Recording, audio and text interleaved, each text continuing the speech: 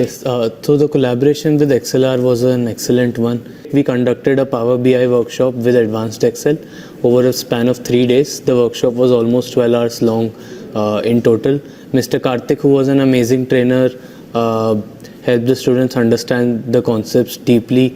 I am sure that the students will be able to apply these concepts in their careers as well as their daily lives. The trainer, Mr. Karthik, was an excellent person where he explained in very detailed manner on how to give great insights using very complex data sets.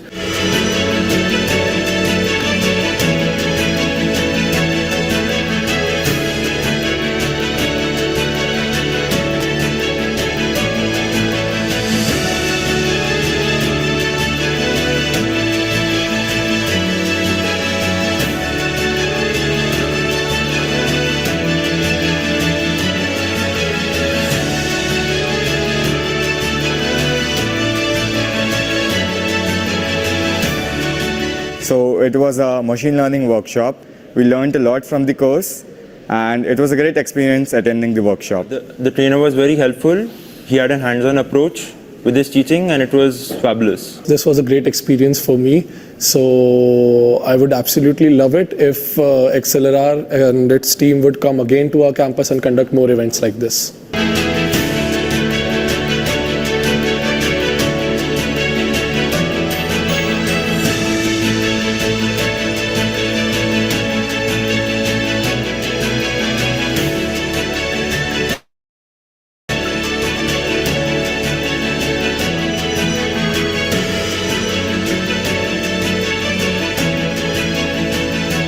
It was a great course and it started from basics and took me to a great extent.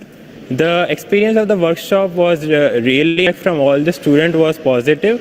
They understood the concept. The workshop was also practical based with some questions. The experience with XLR was very smooth. They helped us in conducting the workshop smoothly right from the booking of the vendor and deciding the course till the distribution of certificates. In overall, this workshop was a success during our Technical Fest Atmos, and I thank XLR for being a part of it.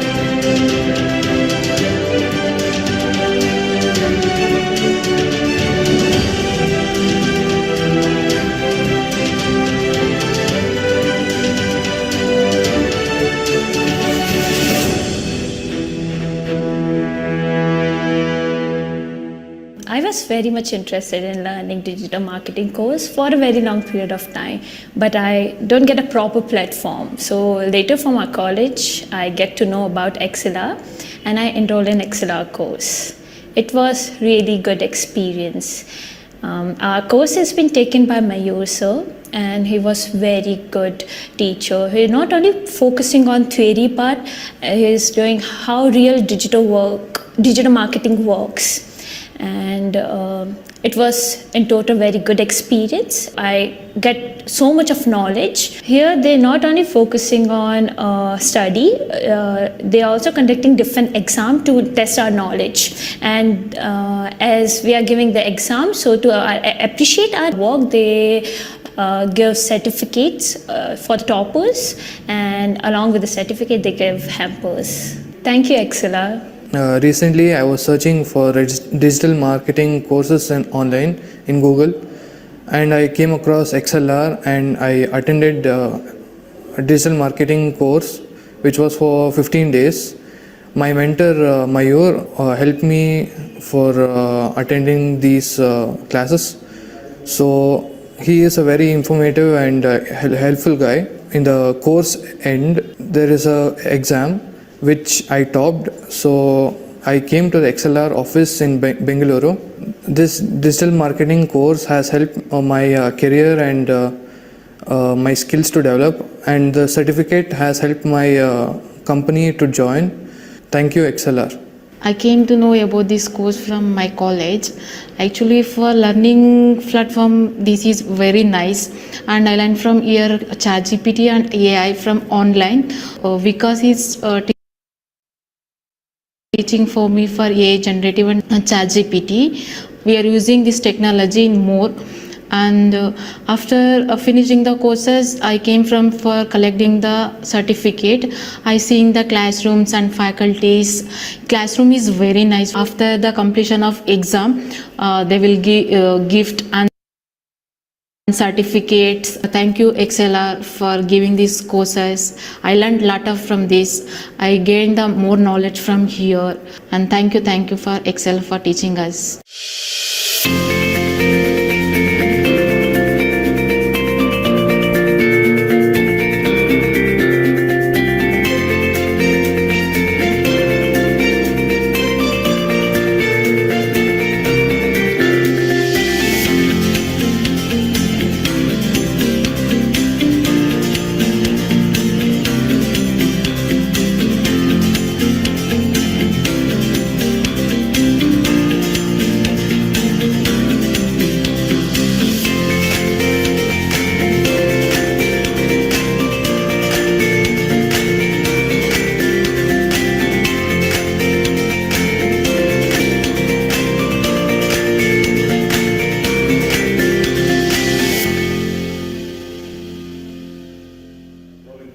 Hello guys, I'm Vikram Mahajan and I'm studying in Swami Vivekananda Institute of Technology College, and I came across a training program which was mobile app development using Flutter, which was given to us by XLR Solutions. I came across this program through my college faculty, who told us about this program, that it is a very good course and you should enroll in this course. So I enrolled in this course, and initially I felt really good about this course because they started everything from a very basic point of view, that even if someone who doesn't know anything about Flutter or anything about mobile app development can also learn the same way the ones who know about it are learning. So no student was left behind and everyone was given equal attention. All the doubts throughout the course were cleared.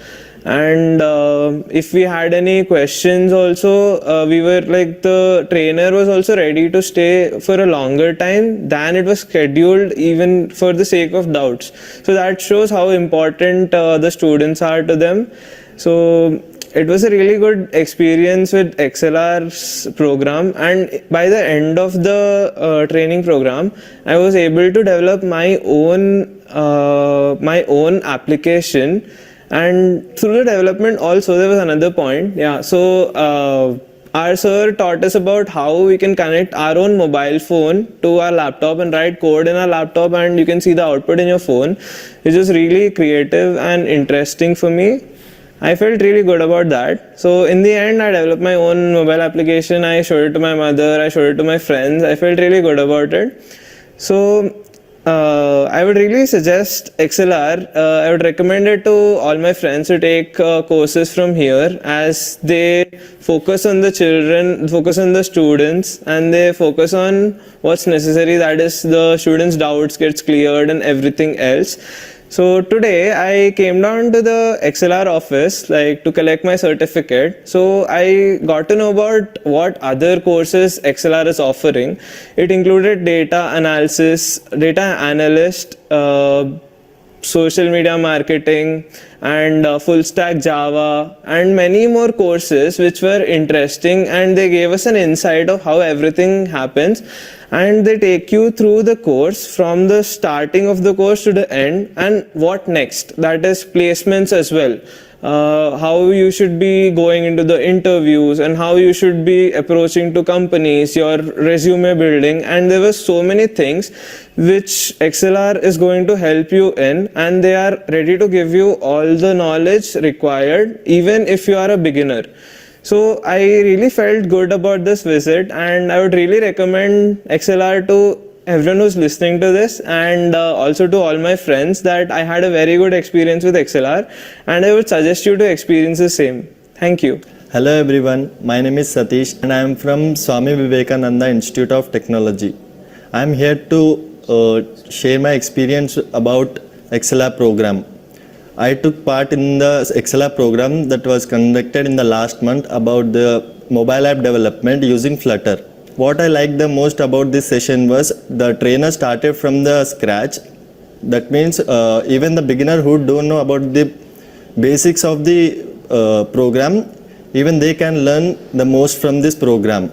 It gave me hands-on experience by developing a project which was the final outcome. Thank you XLR for giving me this opportunity, and I would also recommend all my friends to take part in the XLR programs. Thank you.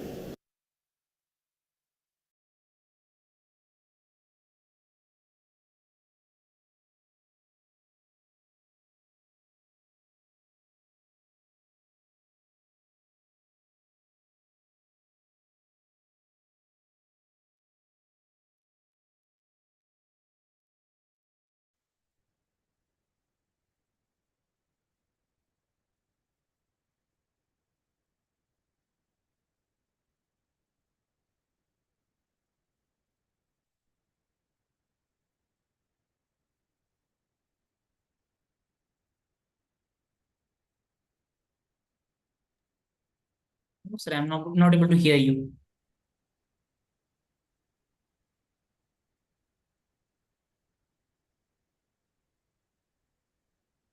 Try.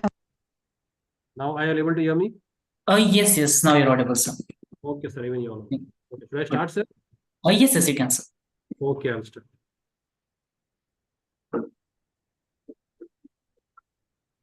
Okay, guys, so yesterday we had made the APIs.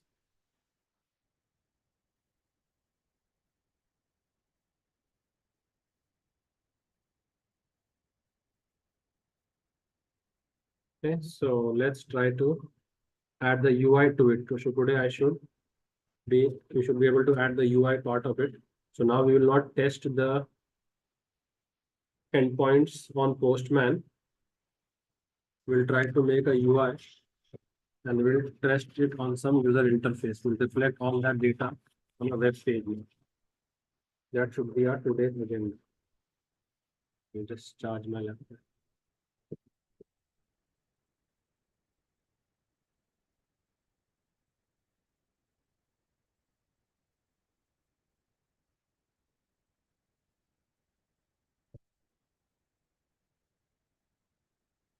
Good. So let me open up my Java screen. Okay. Just let me know once you are able to see my screen. Okay.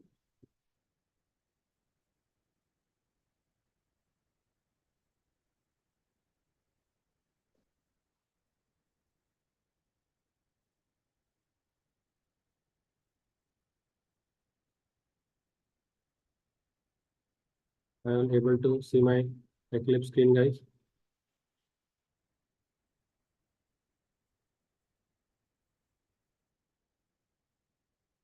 Yes, right. So which was our application? Does anyone remember? Major project custom management. Yeah. This was our API which we had made yesterday. So my screen is visible to everyone, right? Okay. So all this while we have been testing our endpoint on Postman. So if I try to run my application, always the first run, your server should be running first. Okay, so then only we can hit the endpoints. So if you stop the server and then try to hit the endpoints, it will not return any response.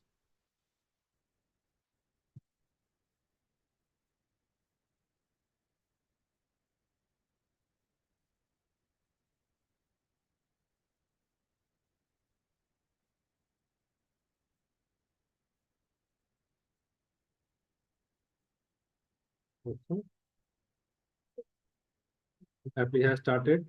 Now if I try to go and hit on the Postman, okay, so if I try to add a customer, so to add a customer, we had as a post request.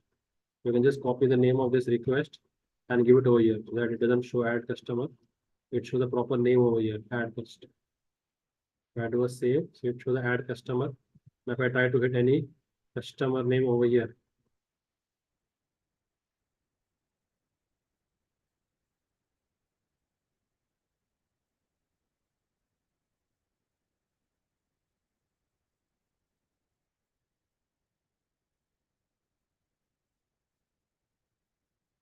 and if I do a send, it should return me the response customer record inserted. And if I go to get all customers, and if I do a send, it should return me the latest object also. See, which I just added right now. All my APIs are working, but now I'm testing my APIs now on the Postman. So now what we should do is, now I will show you all what we exactly are planning to do. So see, I just open up a previous project. Let's say I open up this project and I try to run this. This is what we'll be making now. So I'll stop this application, clear the console, and we'll try to make a project similar to this one. So now instead of testing all your APIs on the Postman, you can test them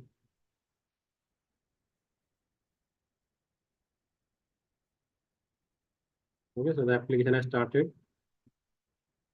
Yeah, I've got the startup message and the port number. So now, and what is the port number? This is only one 8091. Okay. And what is the endpoint for entrance? So I'll just go ahead 8091. It will directly divert me. So I'll able to see my Zoom browser screen.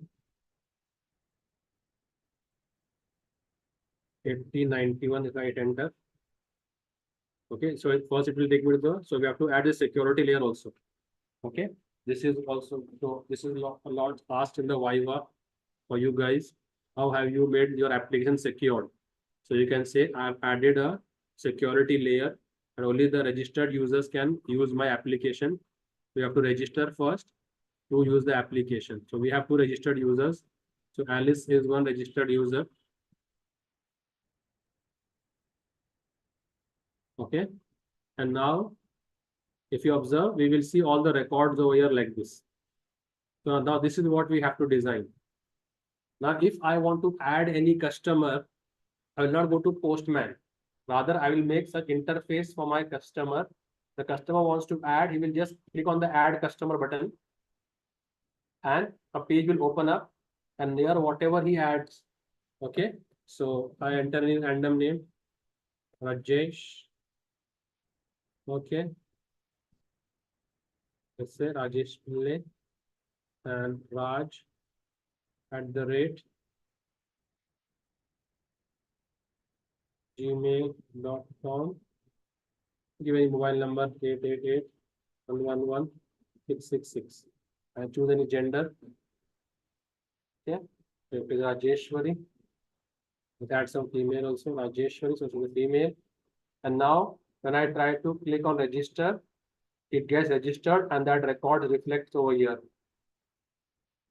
So I can read the records, I can add the record, I can update the record.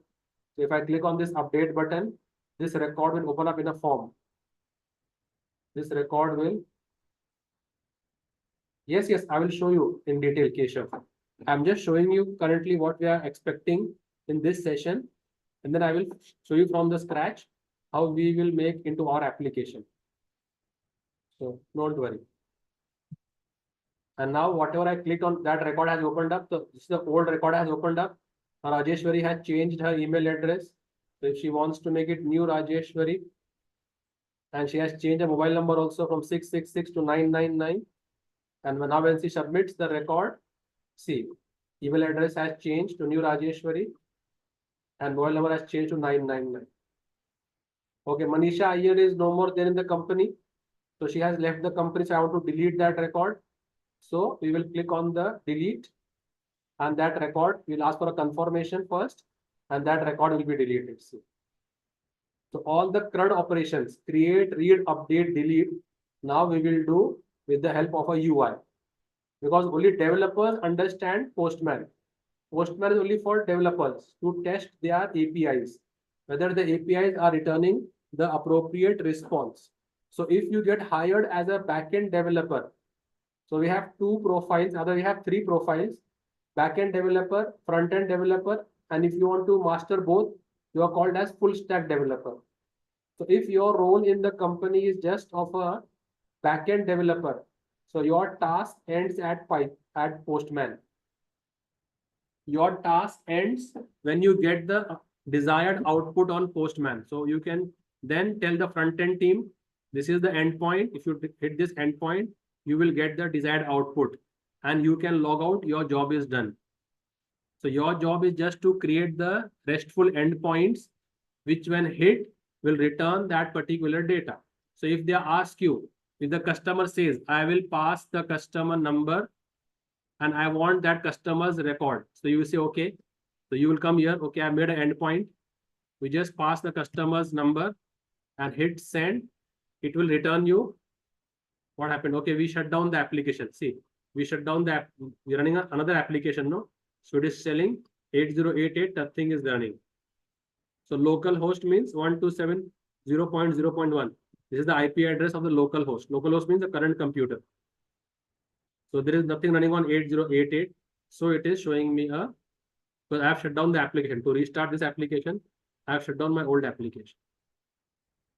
Okay, so I will just make the endpoint. I will say you hit this, you will get the desired data and my job is done. But now if you're targeting full stack development, then you should be comfortable with the front end part also. So this is today's agenda. We'll try to design the UI part of our application. Yes, I'll try to link today's session with yesterday's session. So it will be a seamless session. There will not be any gaps.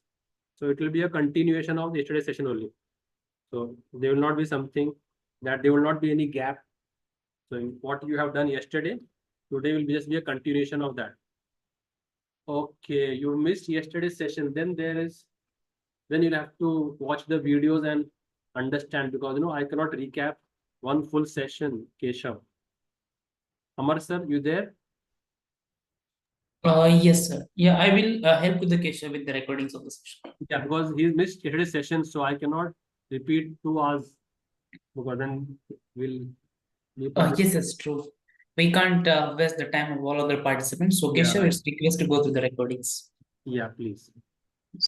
So let's start as where we ended yesterday.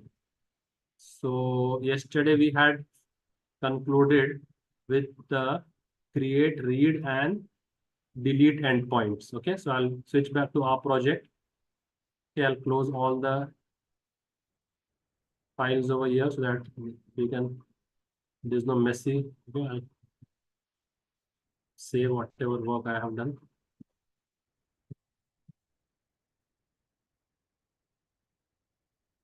So, okay, I'll just give you a briefing of what I did yesterday. So the candidate is asking, Jen is asking, so where is our major project CMS? So this is our project structure. So we have made a controller. So whatever data the client wants, I have made a respective endpoint for each. The client wants to get all customers, he will hit get all customers. If the client wants to add a customer, he will hit add customer and pass the details of the customer. If the client wants to delete a customer, he will call delete customer, blah, blah, blah. So I have done get one customer, get all customer, add a customer, and we have done delete a customer. Today, let me try to do update customer. Okay. Update customer is pretty interesting. Okay. So update customer, what we will do is, let me switch to the database to show you all as to how update customer will work. So this is our customer table, which I made yesterday. Today I've added one more record just for you. That should reflect. Okay. It is reflecting.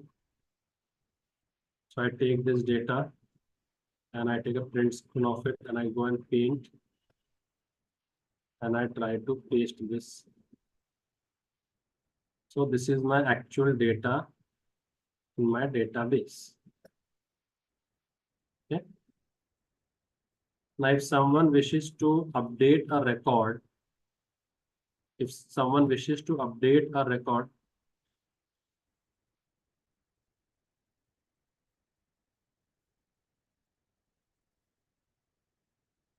if someone wishes to update a record, so let's say someone wishes to update the record of Virat. So first I will ask him, give me the customer number which you want to update. He will tell me one. Okay. And then I will ask him, give me the new details of that customer, of which record you want to update. So he will tell me, for that he will say the new email address. So whatever records he wishes to update, the new details I will pass over you. So he says, let's see, add new to everything. Email, new Virat @gmail.com. To the first name, we'll add new Virat. To the gender, we'll not modify the gender. Okay, so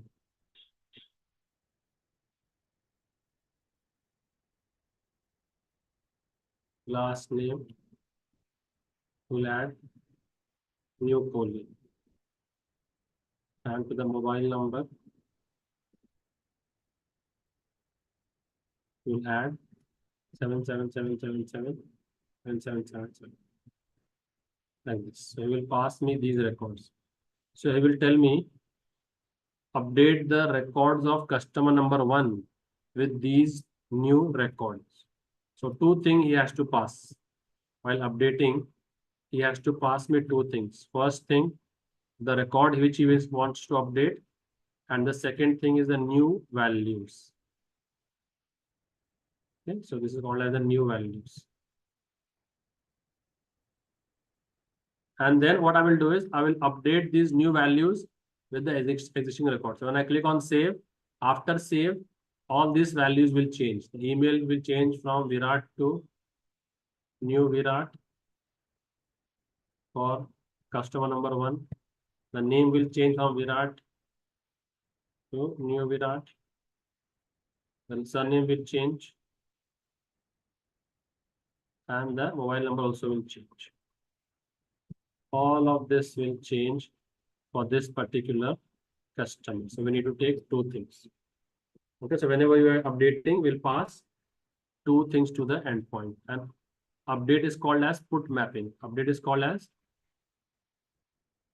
I am not able to see my screen. I am opening up the paint screen. Is this visible now? See, what I'm trying to do is, while updating, I will take two parameters. first parameter will be the customer number I want to update. So if you say I want to update customer number 1, then I will take the new values with which you want to update that customer. So they will say update that customer number 1 with these new values. Make the email as new Virat, the first name as new Virat, last name as new Kohli, and mobile number as 777. And when I click on update, when I click on the update button, this player's record will be modified with these new values. This is what I'm trying to achieve. So how many parameters will I pass to the update? And update is called as put mapping. Okay, so yesterday I showed you all, we started with request mapping. So we are using request mapping as a generic mapping for all the endpoints. But then I showed you all yesterday, if you want to create or insert a record, then what mapping should we use? Yes, correct, @post mapping. If you want to delete a record, which mapping should we use?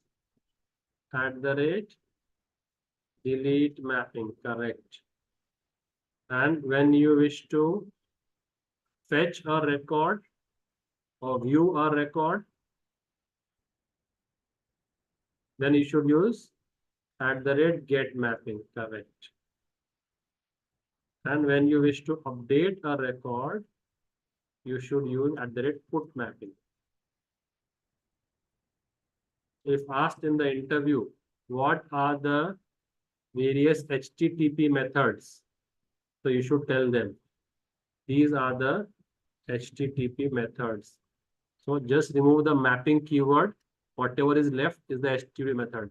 So the 4 famous HTTP method are post, delete, get, and put. And this is their purpose. So now if I am doing which task? Update task. So what mapping should I give to the endpoint? I should give the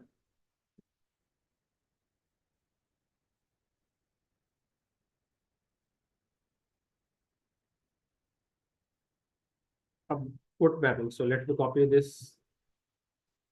Let me copy this. And let me paste it over here. And I will say put mapping. Control space bar to import it. And then I will say over here update customer. And I have to first pass the ID also. Whatever is the endpoint, we'll give the same as the name of the method. And we have got the path variable. And now we also need to pass the object. So the object we were passing in the add customer, remember? We're passing in the add customer the object. So we can pass that also over here. So that object will come in which I am holding it in which object?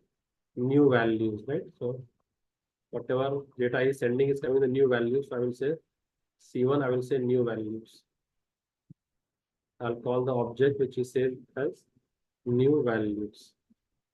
So like this, we will create our put endpoint.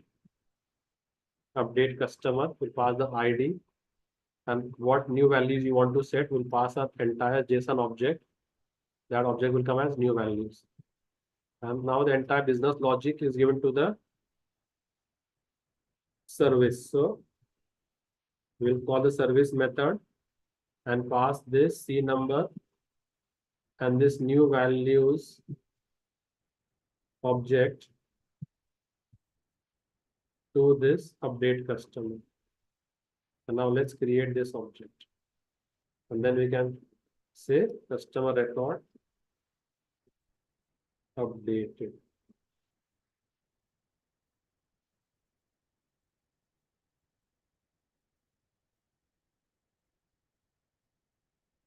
This function is not there. Let's create this function.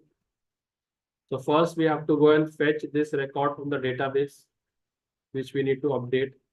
So for that, we already have an endpoint called get customer. So we can just use this endpoint. So I will say get customer and pass what? C number. It will get me the customer from the database. So I will say DB customer.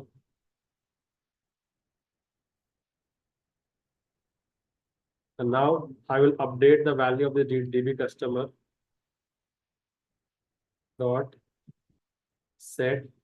So I'll not change the C number, we'll change the email, and the email will be of whatever this new values customer is bringing. So we will say new values dot get email. And then similarly now we'll just copy this and set all the attributes which we can modify. So the DB customer, I will do a set first name from where whatever first name this one is giving. Here you have to do a get. So set and get. Here I will say set last name and the get last name. And here we will say dot set mobile number, and here we will say dot get mobile, like this, simple.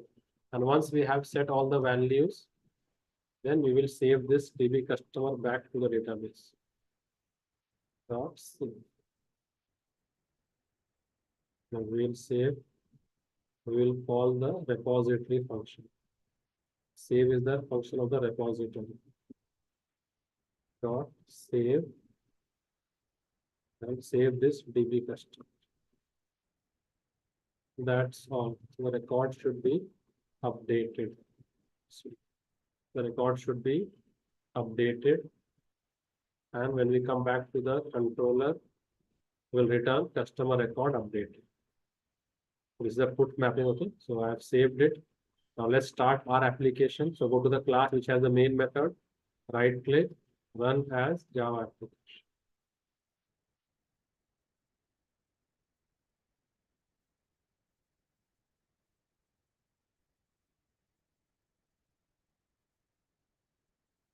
Application has started. Okay, and now what is the endpoint which you have made for updating? Update customer. Okay, so let's copy this endpoint and add an entry on Postman.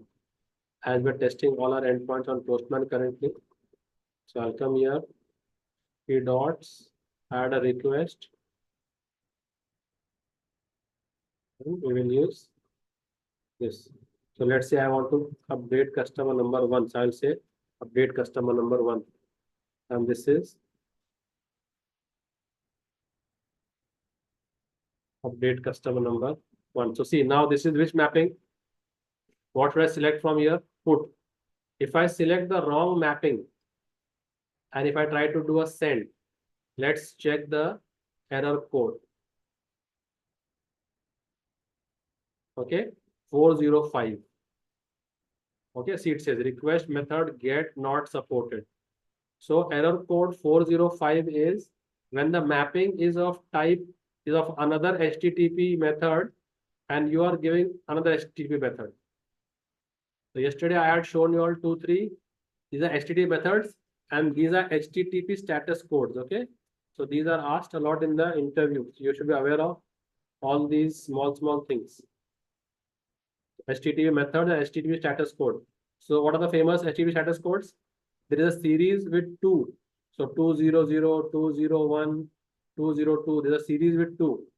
So we call them as 2XX. There's a series with 3 also. 300, 301, 302. We call them as 3XX. The series with 4 also. And series with 5.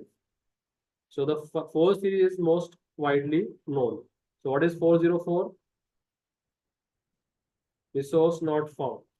When do we use this? When you try to hit an endpoint which does not exist. Okay. And when do we use 405 now? As I showed you all, if the HTTP method is incorrect.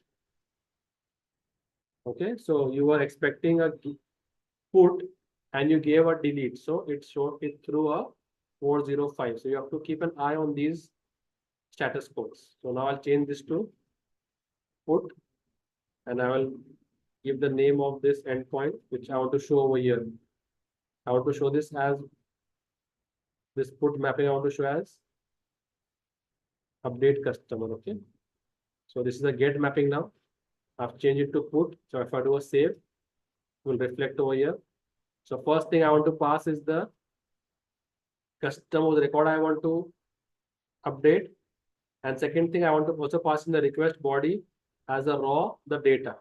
So if I don't pass the data, let's see what it throws. Then it shows 400 bad request. So if you don't provide the request body, so 400, if the request body is incorrect or not provided, then we use what? Then we get status code 400.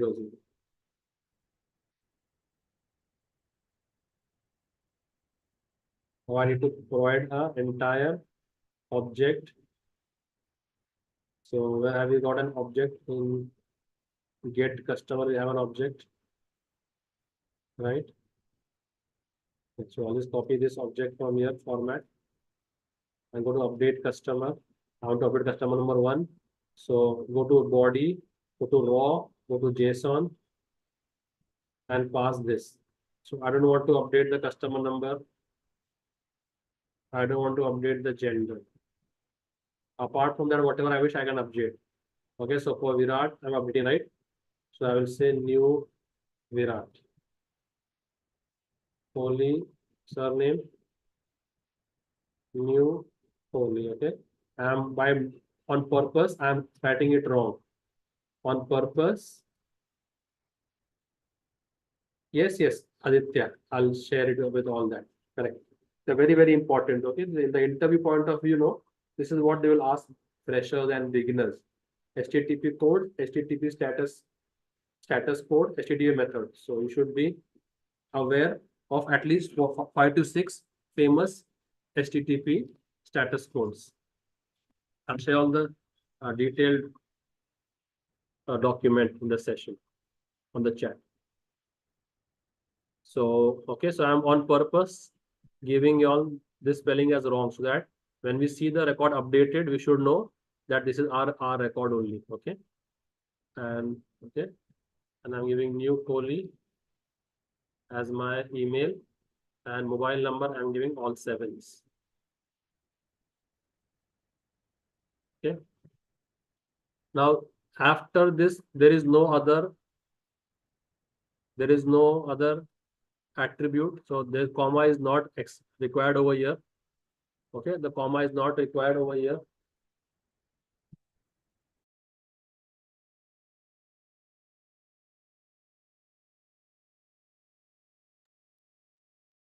So here comma is not required. So this is an incorrect payload syntax. So if I pass an incorrect payload syntax and give a send, let's see what do I get. I still get a bad request. So if I don't pass the payload, or I pass an incorrect payload, I will get bad request. Now I correct this. Okay, now it's all good. And now if I try to do a send and see what happens, see it says customer record has been updated and the status response has come as 200. So 200 is a okay status. And now let's go and check for the data. So now no need to go to the database and check every time. No need to switch to the database and check whether the record has been updated. It is surely updated. See, it is surely updated over here. But now we can update it, check it from our APIs. So if I say get me the customer, and if I pass customer ID 1 and do a send, it will get me that customer. See, now it is giving me new Virat, new Kohli, and all that stuff. See, the spelling we had given on purpose wrong.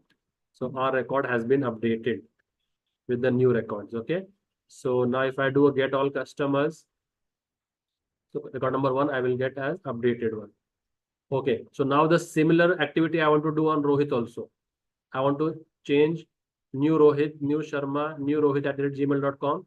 And I want to change all these to a different mobile number. What to do? So we'll go to the put endpoint. Which number do you need to change? What is Rohit's number? Customer number 2. Okay. So pass that as a parameter over here. I'm updating customer number 2. And this is the detail I'm passing over here. Okay. So I'm passing for that. I want to set all this.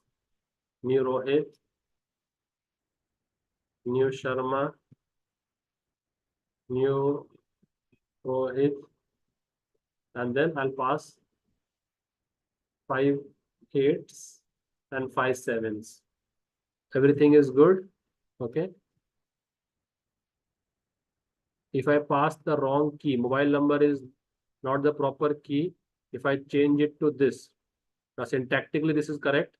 Now if I do a send, okay, what it has done, it has sent 200 okay, but it will not have changed the mobile number. Mobile number would have been the same. So if you pass the incorrect key, it will not affect that. Let's check. Let's check. So Rohit's old mobile number was 9890989013. If I do a refresh, it will still remain the same. Sheet is giving null. So that was not passed correctly. So it has set that with null. So be very vigilant where how you pass the data. I'm modifying the data, no? So I don't want to change any other name. So just for the purpose of modification, I'm adding the new keyword before that. No, you have companies. So when the elder brother takes up the company, the younger brother open up the same branch. So if that was pharmacy, Prime Pharmacy, the younger brother will say new Prime Pharmacy. So they will just give the same brand name, add new keyword, just for that purpose. So now what to do? Now whenever you want to update the record, be very careful of what you pass over here. So I pass over here now mobile number.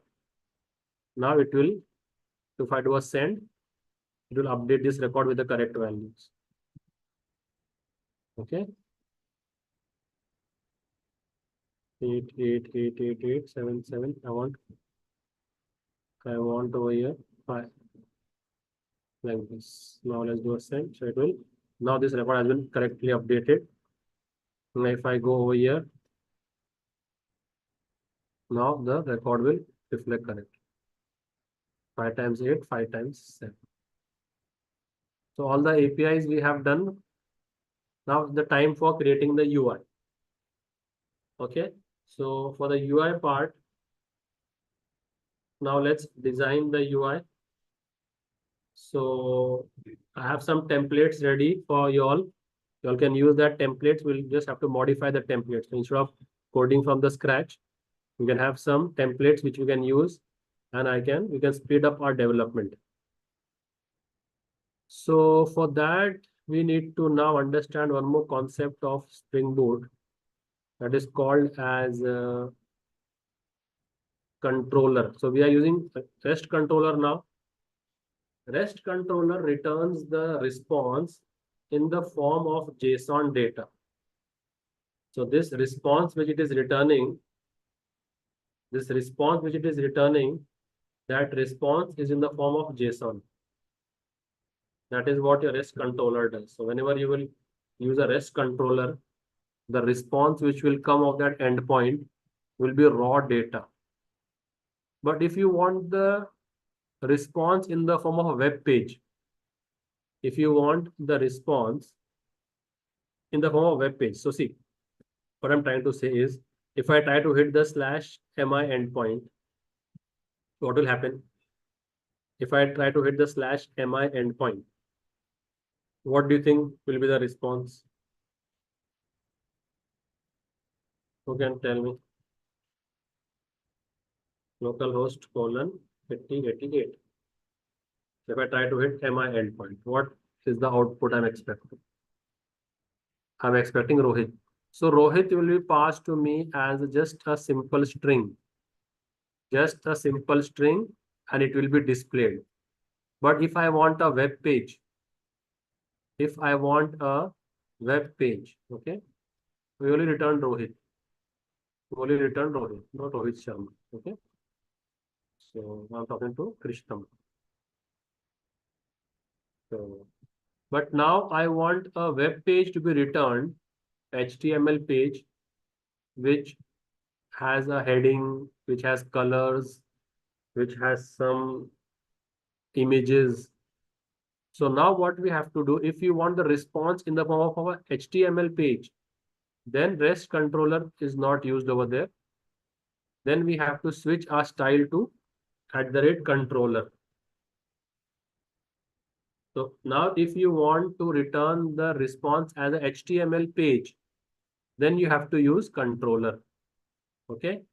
So now when I say return Rohit, so this will not return the Rohit string. It will search for a HTML file by the name rohit.html. And that HTML file I need to create in the resources in the templates. Right click over here, new and other, and go and make a HTML file. And name that as rohit.html. And in here, you can, this is the HTML file now. So here you can make whatever HTML tags you want. You can give headings. Okay. Welcome, Rohit Sharma. And then you can have P tags, whatever P tags you want to make. If you want some text, you can directly use, I guess that you cannot generate it over here. We normally use VS Code for this. So you can, take any detail about Rohit Sharma and to put in the P tag. So let me go to the net and just fetch some random text about Rohit Sharma and paragraphs about him.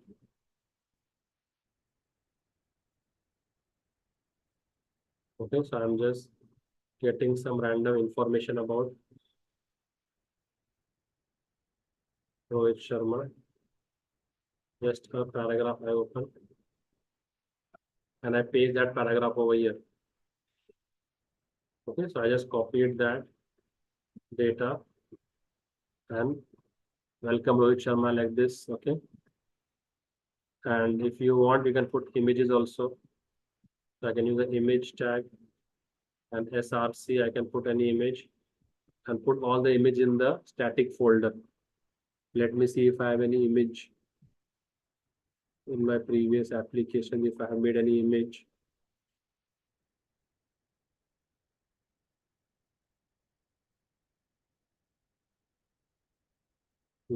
Yeah.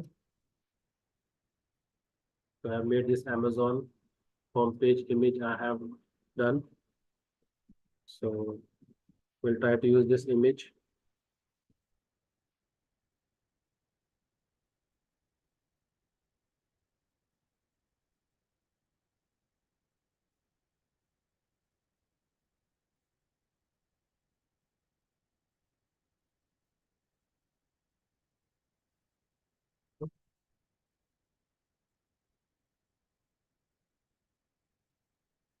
Okay. Put all your images in the static folder. So I'm taking this image and putting into our static folder. The name of the image is, I'll just copy this. And in our Rohit Sharma file, I can put the image also. Okay. So I can design a web page now. Now instead of returning, it must be invisible to you all guys. So now instead of returning HTML data, I can design a web page now and I can return anything, a heading, paragraph, some images.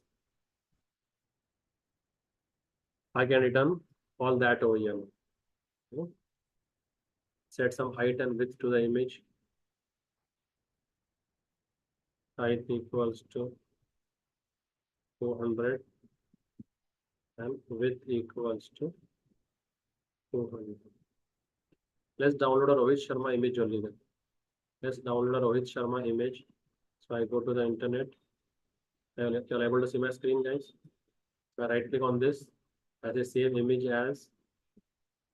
Okay, so I save this image anywhere. Let's say in downloads, I save this image. Okay, as Rohit Sharma. I have saved that image in downloads. Now, if you want to put that into your application, You need to take that image from downloads. So I'll show you all what I'm trying to do. So where we had saved the image, it was in downloads. So copy the image from the downloads.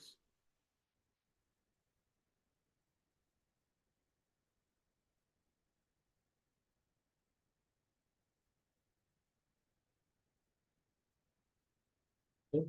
So you go to the downloads, copy this image from there and paste it in your application. In the application, put it in the static folder, right click and paste it over there. So I have a Rohit Sharma. So I will use this. Rohit Sharma dot JPG.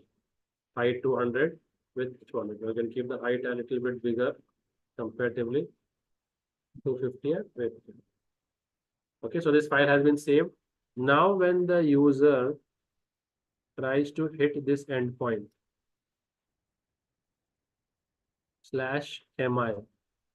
Now, as we are returning, as we are using controller, what do you think?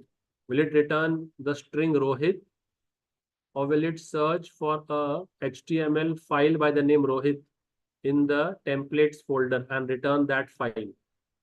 What do you think, guys? So keep an eye on the controller we are using. So will it return me when I /mi? When I do /mi, what will it return? Send in your answer on the chat.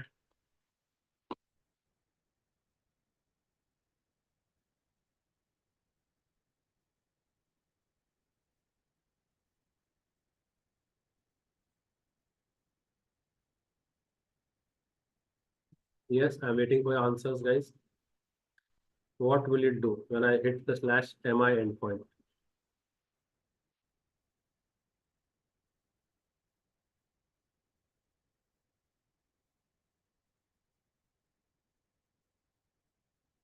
Okay, will it return the string Rohit? Opens the HTML page. Correct. Okay, it will open the HTML and it will return with the HTML page. Okay, all good. So now I have understood the concept. So now let's try to hit it.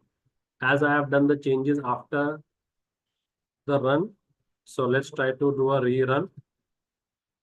Even though we have added the DevTools dependency, but still, when you have added some web pages, it's always good practice that we try to do a rerun.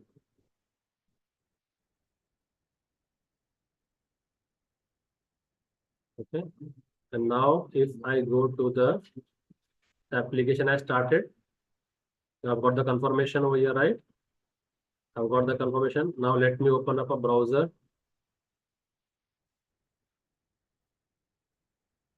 And let's try to hit the same endpoint. So see, I open up the browser. Earlier when I ran 808, okay. Always, so if you want to play with this front end, then we have to add one dependency also. Yeah, I just skipped out that part. So we have to add a dependency. So I will show you which dependency to add. So just I'm pushing all this code onto the GitHub. No, you all can just copy it from the GitHub. So you have to add the snap, the time leaf dependency. So there's a dependency, this one, time leaf. You observe, there's a time leaf dependency is there. This one. So if you are playing around with the UI part, two things you have to do. Switch the controller from REST controller to controller. And second thing, in the POM XML, add this dependency. So in our project, this is our POM XML. Okay. And I will add this dependency. In the dependencies folder at the end, you can add this dependency. Do a save. And as suggested, whenever you add a dependency, what should we do? A project clean. I'll stop this project. Just do a project clean once again. I'm cleaning which project? The project major. What is the pattern name? major project CMS. Okay, clean this. Yeah, good. This is a good practice. Now we can use this file, the HTML file. Now let's run the application again.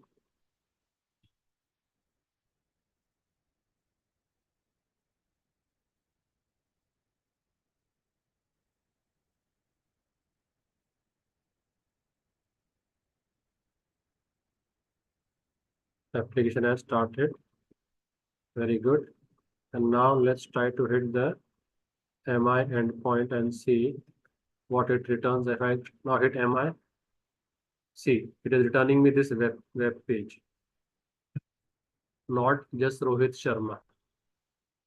Getting it? So this is what we have to make adjustments in our program now. So I've added the dependency, added the change the controller from REST controller, and now we'll try to fine tune our logic over here so that we can now reflect this data.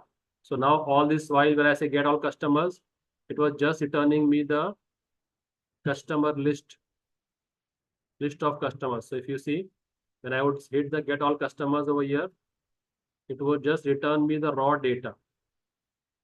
But I cannot send this to my client. My client will ask for some presentation. When I ask for get all customers, I cannot send this data to the client. The client needs the presentation. So now we will try to do the presentation. Okay. So let's try it. So I have some templates for you guys. If you use those templates, it will help us build the product faster. Okay, now one more thing I wanted to discuss the basic part. Okay, so two things. If that is clear, then it will become very easy. So now whenever I want to register a customer, so when I was doing on Postman, if I want to add a customer, I had to pass the details like this. But this a technical person can do, making the object and then hitting on Postman. But our non-technical person who is not aware of programming, for him, I have to provide an interface now. I have to provide a form. And I will ask that person to fill up the form. And my job will now be take the details from that form and convert into a JSON object and then pass it to the backend, which I had discussed on the very first day, if you all remember. So if you all remember, the very first discussion which you did on the day one, the Postman, you will just take this data and pass it to the controller in a JSON format. But now, when we have to do the front end, so we have to make some web pages now. Okay, so maybe I can call it as a register customer.html file. And this register customer HTML file, I will ask the user to enter the first name, last name. Maybe I can give them date of birth option to select their date of birth. We are not given date of birth, right? We have given mobile number, email, gender. So all that I will ask the user to fill. And once the user has filled all this detail, I will give a button over there, save or submit, whatever. I'll give a button over here. And I'll call that as the save button. When the user will click on the save button, all this information will internally be converted to a JSON object now. So whatever he's passing over here,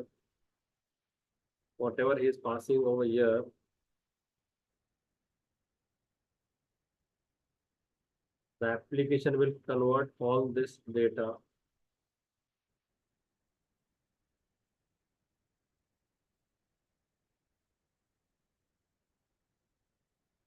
we will just pass the information over here. And gender, we will give him a choice of 2 radio buttons. Instead of asking to enter the gender, we'll give an option of 2 radio buttons, M and F. So depending on the athlete can choose his or her gender. So Virat will here choose M. So when he clicks on save, what happens internally is and JSON object will be created. So what we are giving to Postman, such JSON object will be created. Such a JSON object will be created inside with all this data. So C number I will auto increment. First name, whatever he has entered over here. Last name, whatever he has entered over here. Email, whatever he has entered over here. Mobile number, whatever he has entered over here.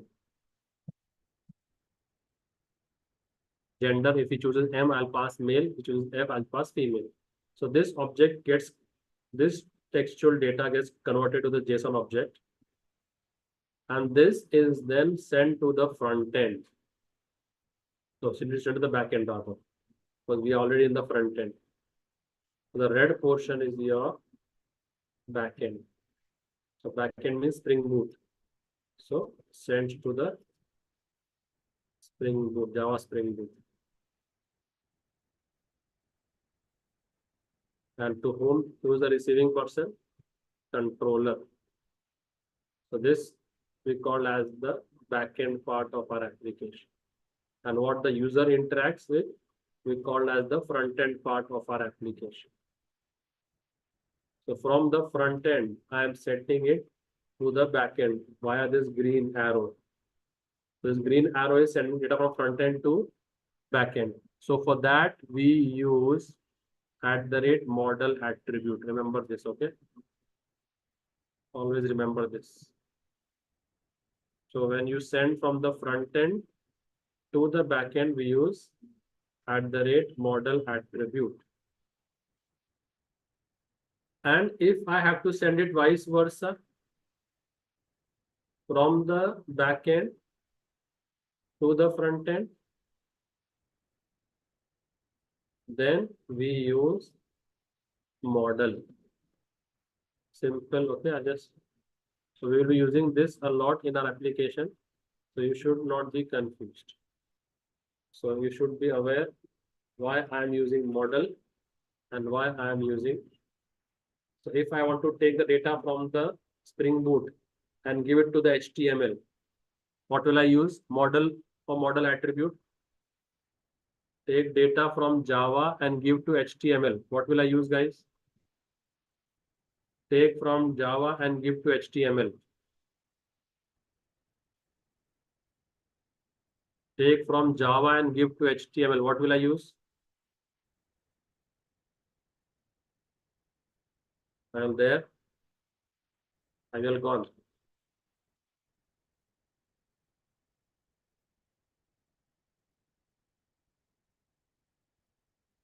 This is HTML. This is Java. So if I want to send from Java to HTML, what will I use?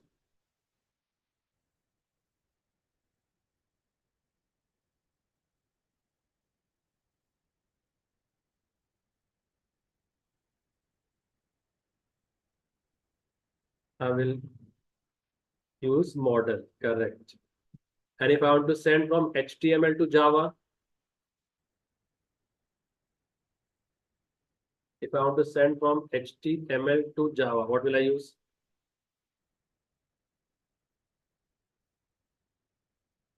@model attribute. If I want to send from Java to HTML, I will use model. Okay, perfect. So this diagram, I will keep this open. So when we will do. So first thing first, I want to make a landing page for my application. So for my application, I want to make a welcome page. As my page opens, I want to show all the customers in tabular format. this is the landing page I want to make. It should show me all my customer details in a tabular format. So if you saw when I showed you all that output, so all the customers which I have, Virat, Rohit, all of these should be displayed in a table.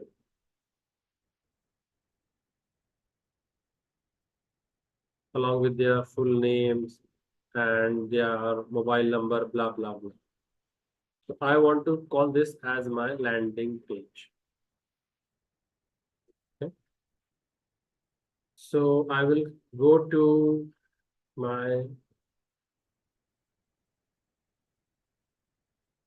controller and I will make a endpoint. So this get all customer, what it is doing, I want to make that as my landing because I want to show all the customers. So I will make an endpoint called landing page. Or slash home rather, just make it very simple. So I will say slash home. So as I click on slash home, I want to get all the customers. But the issue is this is in just JSON format. So I will take all these customers and then I will pass it to a HTML page, which will show me the customer list. So I will make a templates.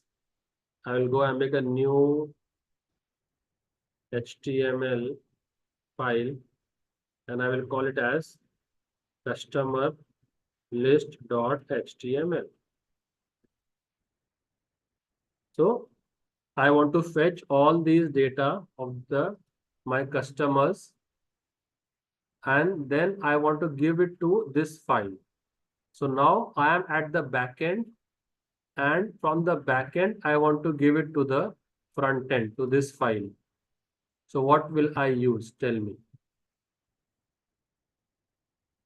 From the Java, I need to send all that data to the HTML. So what should I use? Yes, guys. You can answer it on the chat.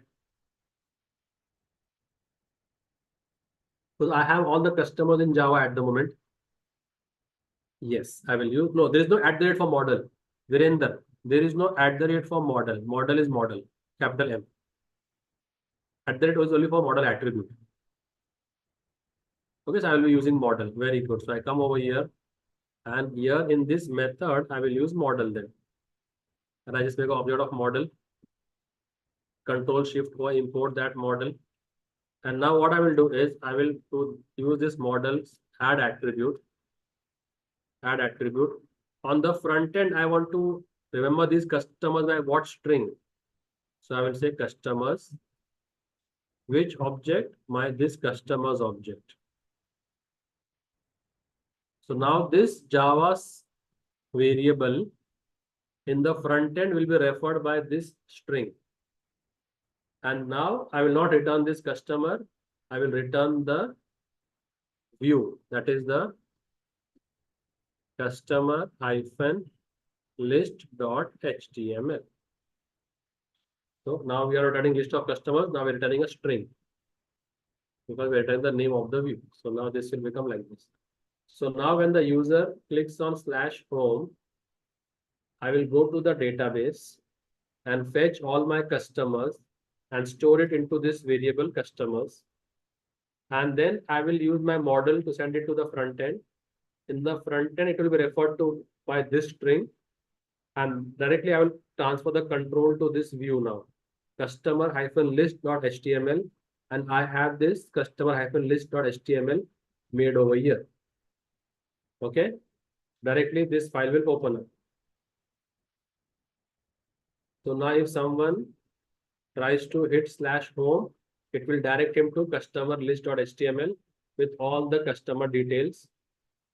So now let me check if I have that file for y'all and I will directly use that file. Okay, so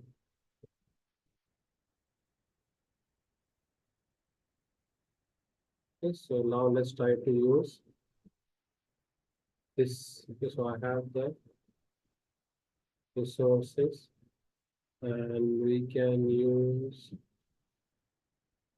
Okay, so I can have this So I will just use this template. I will copy this template and I will paste it. Okay, so no need to code from scratch, and directly we can go over here in customer list, remove everything, and directly just paste it. So here what will happen is we will get, so all those customers which I have sent, all those customers data which I have sent will come over here as customers, and we will iterate through each customer and we will add it to the table, and we will show the customer number, first name, email, mobile number, gender of all the customers. Okay, and let me just comment this out so we will not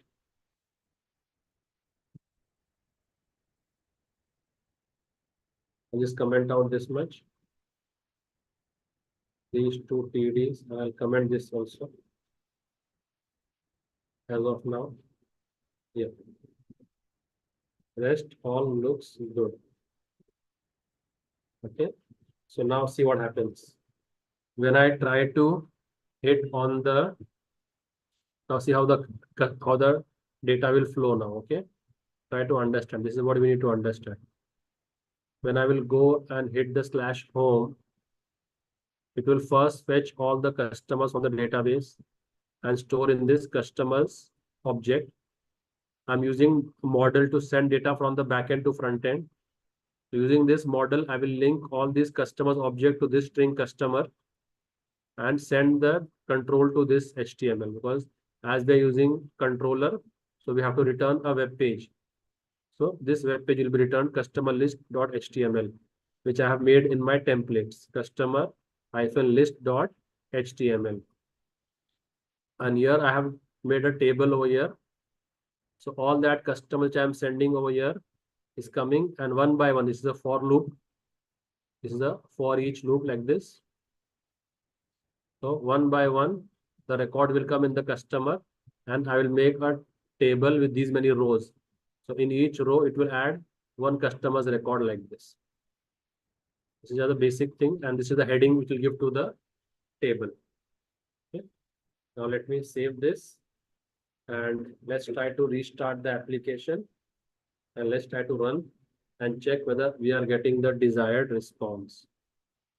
So let's right click on our application, run as Java application.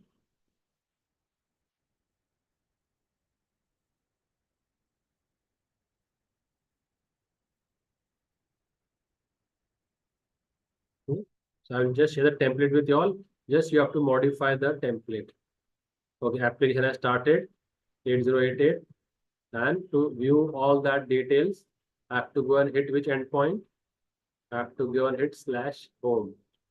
So let's go to the web page. Okay, and let's try to hit /home and see what happens. Are we able to see the data? And as I give /home, it is showing me all the data in the tabular format. So now we are not relying on Postman, because I cannot share the Postman to the customer. The customer will ask me for a presentable data. So I will share this to my customer that you can use this. Okay. And we have even an add customer button over here. So when the customer will click on add customer, we can add the customers from here. And all that data which we see on the database, see, same to same, that data is reflecting over here. Correct? Is that making sense to you all, guys? Is this being understood? Yes, no, maybe. Correct?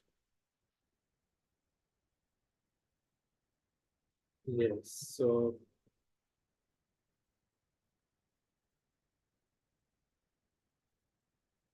just give me a 2-3 minutes breather. I'll be back and we'll try to continue. Okay? Just give me a 2-3 minutes breather. We'll also just take a break and come back faster.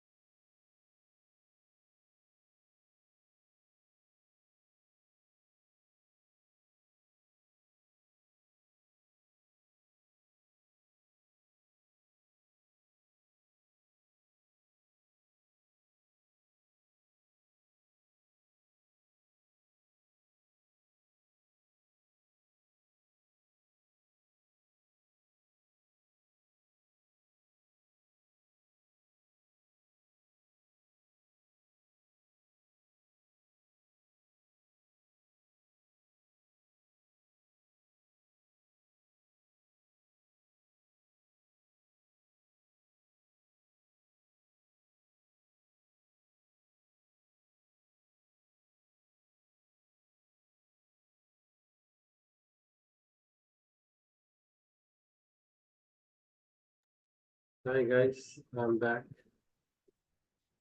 So we are able to display all this information over there, right?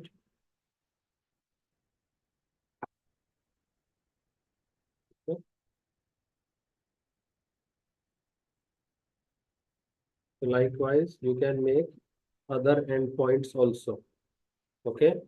So likewise, if you want to make, like I have made for customer, let's say if you all want to make the same thing for employee, and I want to make a list of employees, I want to add an employee, delete an employee. So once you have current operations performed on one entity, you can always perform it on other entity. Let's say you're adding a product now. Customer will buy products, right?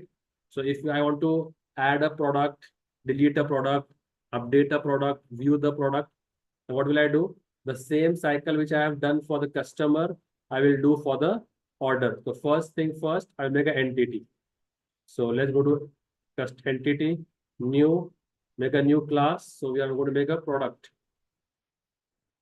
Okay. And like how we made for the customer, similarly, we'll follow the same template we'll follow.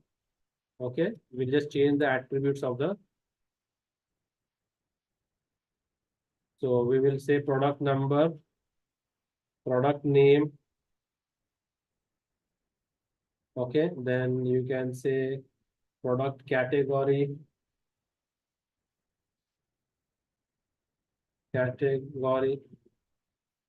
Okay, then you can say product color, and then you can say the double for product price. Again, this much is sufficient. So make a product table, and now whatever we have given for the customer, you can add all that. So add an entity for product. Yeah, product code I have given over here, P number. Aditya. I give product code over here, P number, product number. How we give customer as customer number, no? Similarly, I give product number. Okay, so you can give product code if you are comfortable with that.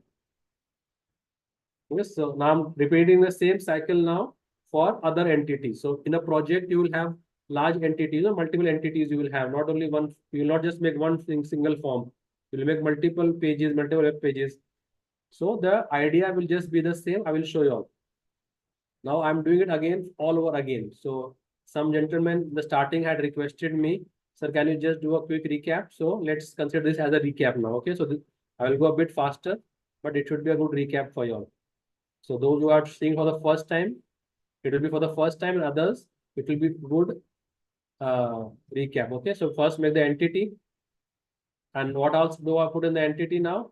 I put the all args constructor, no args constructor, setter, getters, and toString, right? So add it faster, right click on it, source, directly you get ready. So this is the advantage of using Eclipse.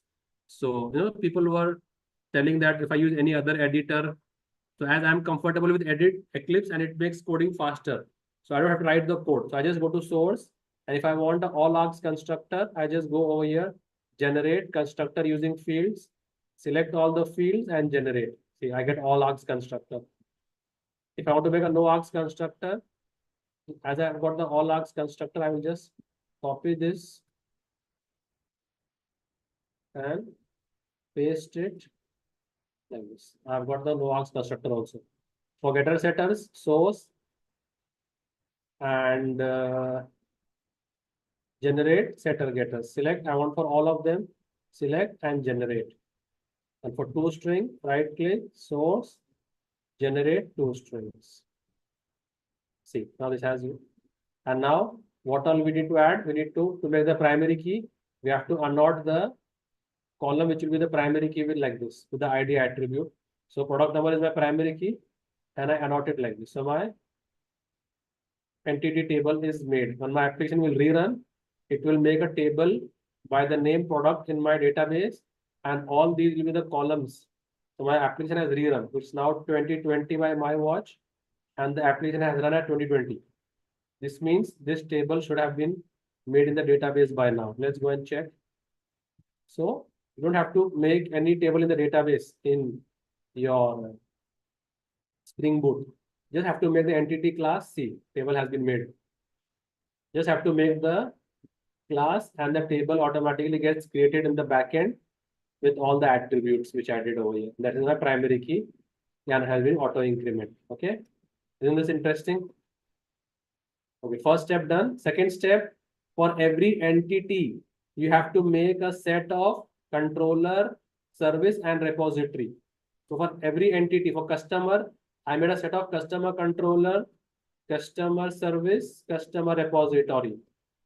So for every entity, you have to make a set of controller, service, and repository. So let's go to the controller package, right click, new, make a class. Which class will I make now? Who will help me? Come on, guys, faster. Prompt me now. Which class will I make in the controller now? I'm in the controller package and I have to make a class for the entity product. So what will be the class name? Faster, guys, faster. So product controller, absolutely correct. And finish. Okay. And you do that. Yeah.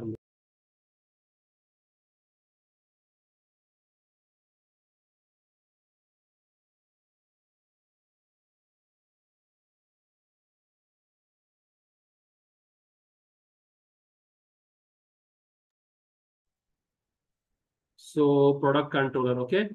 Similarly, I will make one service. And what will be the name? Come on, faster, guys. It will be faster, guys. Product service. I also make a repository, and that is the interface. So new, and make an interface by what name? Capital P. Okay, class is the interface of capital. Product repository.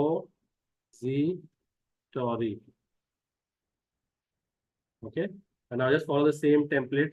So I go to the customer controller. What I give to the product controller? To the customer controller, I give which annotation? I give the annotation called as /controller. So same thing I will give to the product controller. Once the template is ready, you can just use the template. To the customer repository, I give which annotation? Repository and extend JPA repository. Same I will give over here. Repository and extends JPA repository. Now T stands for the entity name. So this repository is for which entity? This repository is for the product entity. And what is the primary key type over there? Int. So when I make this, I will say it is for this entity and the primary key is of type integer. Control-Shift-4. This much is sufficient. And similarly for the service class, just annotate the class with @service as of now. Control-Shift-4, import it from the stereotype.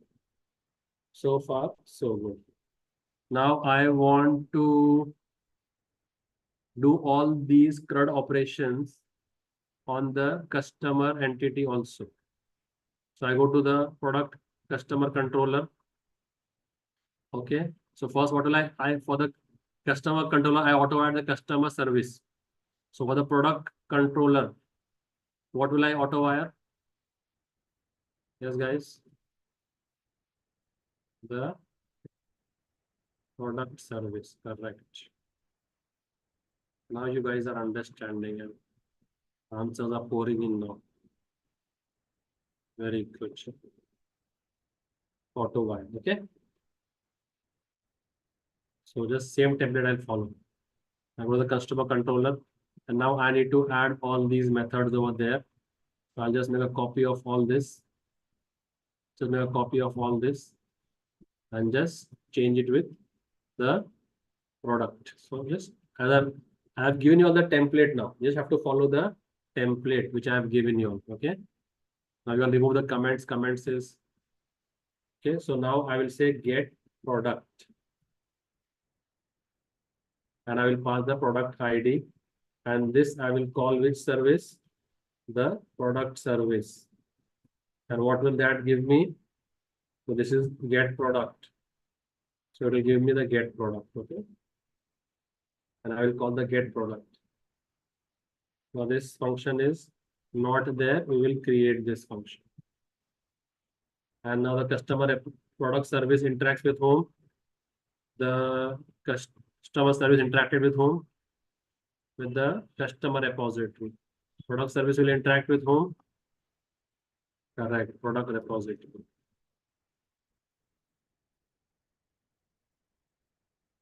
So just you have to be a bit alert in doing things. Rest template, we all just follow the template and you all should land up. Okay, now this get, what will this get product do now? We will ask the product repo to find by ID, which product number. So we'll change this to P number. Which product number? P number, and do a get. Do a get. And it will return a product. It will return a product and import that product. Let's come back to the product controller. So this will give me a product. Or I can make this into a product number. So this will give me a product which I will return. Call it as P1. Control Shift O and import everything. This is P number now. Okay. So see, this function I have cloned now. This function I have cloned, and I'll clone the other functions also. Okay, so this is product home. So that was customer home. So this endpoint I will call as the customer home.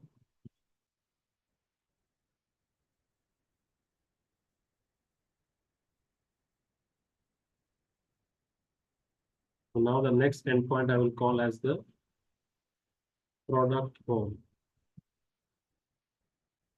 Home for the, so wherever you have customer, just replace it with product. Wherever you have customer, just replace it with product. Okay, so this will be list of product. Then I will call it as products.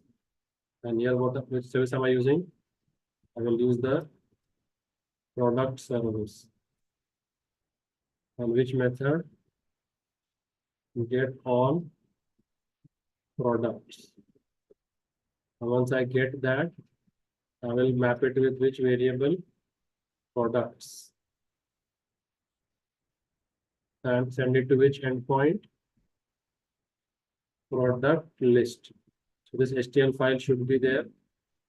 So we'll create this file in the templates. Right click, new, make a HTML file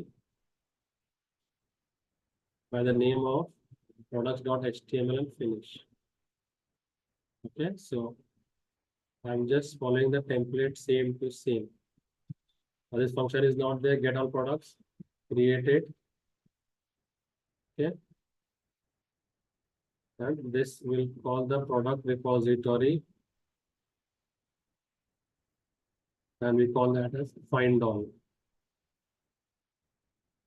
It will give me the list of products. Second also I have cloned. So far this method I have cloned. Okay, I don't want MI anything over here. And then deal with my product. So I remove that. I remove this. And now I want to add a product. So I will call which endpoint? Add product endpoint. Okay. And we are calling which service? Customer service. Well, hang on 1 second, guys.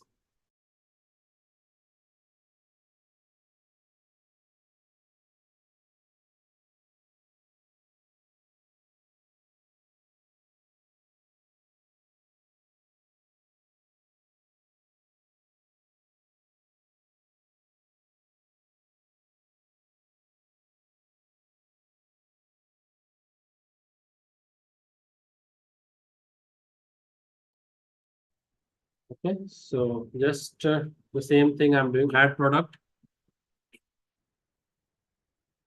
So we will pass the request body and we will pass a product to that, right? And I'll call it as P1. And the product service will call which custom, which, and we'll call it as add from. Okay. So we'll call add the add product and we'll call P1. This function is not there, add product. You can create this. And the simple function over here will be product repo.save. To save our object, we have product repo.save, and we will just save the P1 object. That's all. This also is taken care of. Not customer record, we will say what? Product record inserted. Now, if I want to delete a particular product, we'll call the delete product endpoint. And you will pass the ID. That ID will come as a product number. And then we are using the product service now. So using this product service, you will call the same method over here. So we'll whatever endpoint we are doing, just repeat that. And we are deleting product number, P number, and we will say product record deleted. And this function is not there, created. And we come here, and now using this product repository, we can say delete by ID. Which one? P number. The record gets deleted. And now delete product. We are saying delete product path variable as ID. Customer service.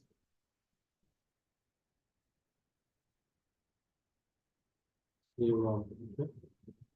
This much is done. Now let's try to hit the update product and ID. Path variable ID will go into P number. And from the body, I will pass the product. And I will call it as the new value.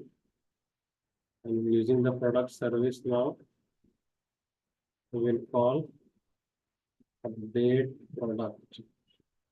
Yes, I am doing the changing just. Once one is ready, then others will be not a problem at all.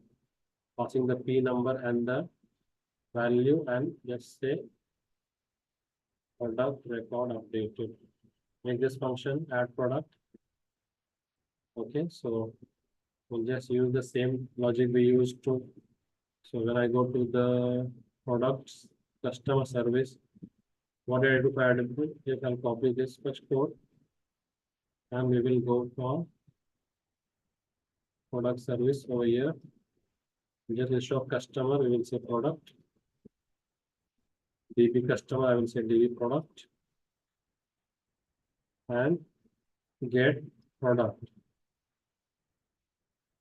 And passing argument as P number. So we have the get product function over here. And you give me a product. So now wherever there is DB customer, but now we have to set the different values, right? So now for this, we will set P number will not be changed, product category will be changed. And whose category I want? I want the category from the new values dot get product category. Like this, we'll have to modify it.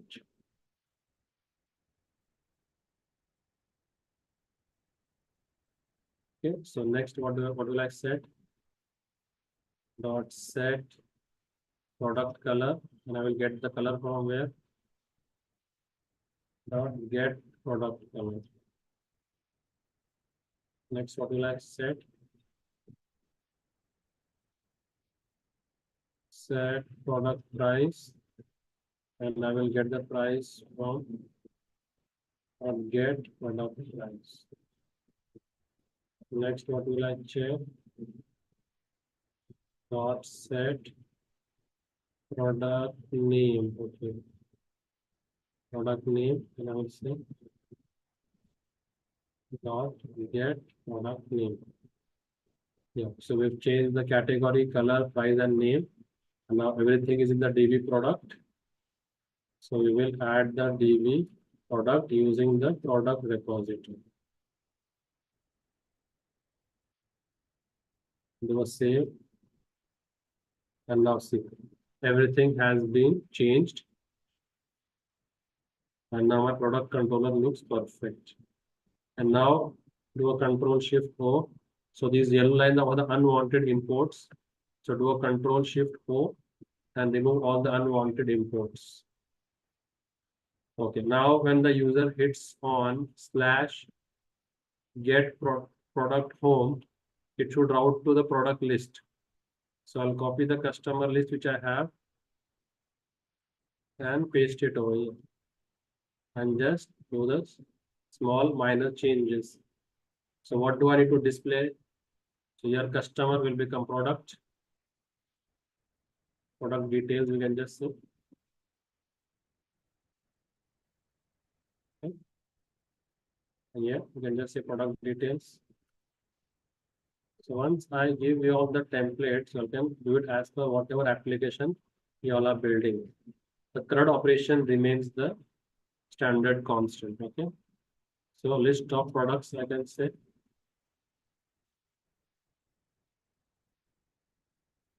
And now what do I need to display for the product? So I'll go to my table. What do I have for each product? I have all these details. Rather than showing all this, I will show all this. So I have product number. So I will say product number. Then I have product name. So I will show up in customer name. I will say product name. So of saying last name, I will say product category. This white labeling you have to change as per your application.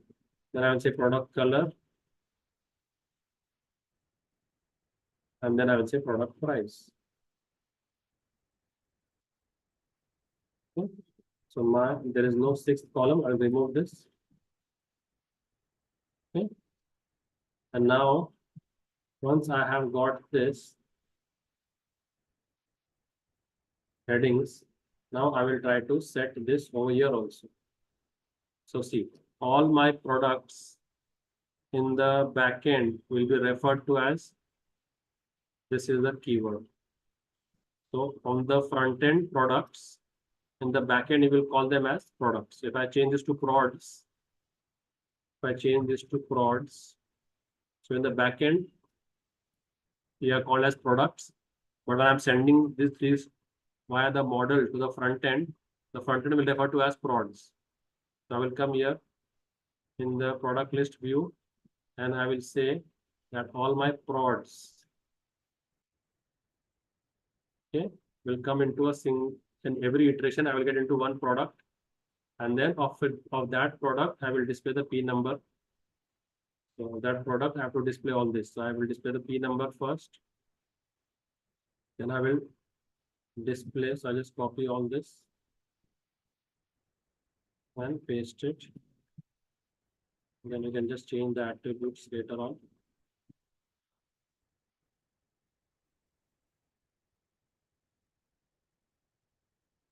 And this is not there, right? This is not there. So now, first is P number, second is product name. So you have to be very vigilant in giving the proper case and proper name. Third is project category. Fourth is product color. And fifth is the product price. Fifth is the product price. Now we can remove this. And I do a save. Okay.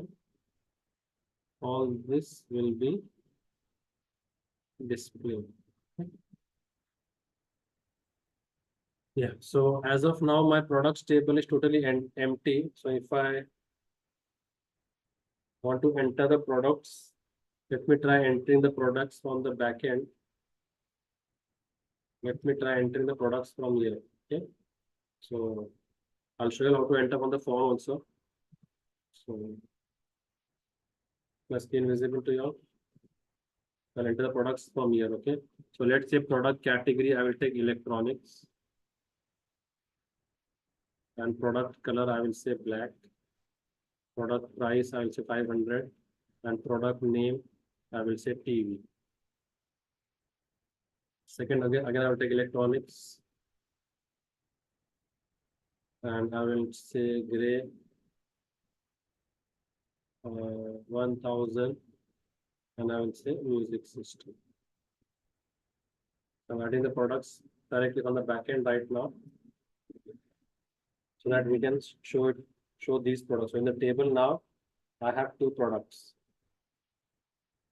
So when I try to hit this endpoint, when I try on the controller, if I try to hit the endpoint slash product home, it will fetch all the products from my database. That is the two products. They will come in this variable products. I'm linking this products variable with the prod string, so that the front end will refer to them as prods. I'm routing it to this endpoint, this web page products -list.html. The reason I'm using a web page is because I'm using a controller and not a REST controller. So the control will go to this page, product with HTML, and will come over here. So we'll create a table with a heading of all the product attributes which I want. And then I will iterate through that product which I have sent. One at a time it will come in the product, and I will display it over here. So I do a save. And as we have added some forms, let's try to do a rerun and check whether it is working or not.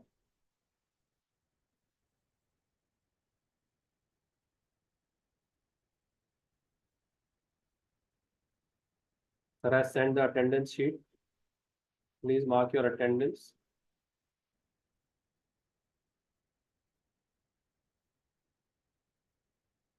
Okay, so application is running.